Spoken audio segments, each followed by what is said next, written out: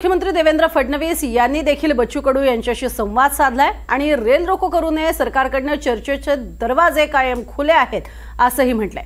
तर बच्चू कडू आणि त्यांच्या समर्थकांना त्यांनी आवाहन केलंय।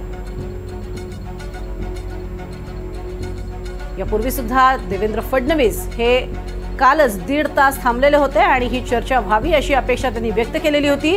किमान स्वतः बच्चू कडू नाही तर त्यांच्या वतीने कोणीतरी या चर्चेसाठी यावं असं त्यांनी म्हटलेलं होतं आणि अजूनही बच्चू कडूंशी चर्चा करायला सरकार तयार आहे असं ते म्हणतात। खूप मोठ्या प्रमाणात लोकांनाही त्रास झालेला आहे।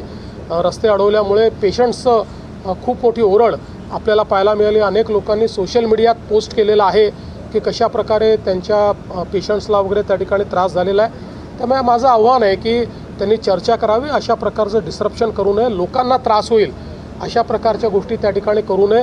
मग अनेक वेळा अशा आंदोलनांमध्ये काही हौसे नवसे गवसे असेही शिरतात, म्हणजे तिथे जेन्युइन लोक देखील आहेत, मी काही तसं म्हणत नाही, पण हा पण धोका असतो की अनेक लोक शिरून अनेक प्रवृत्ती शिरून त्या ठिकाणी काही ना काही हिंसक वळण त्याला कसं लाभेल असेही प्रयत्न करत असतात। त्यामुळे त्यापासूनही सावध राहण्याची आवश्यकता आहे।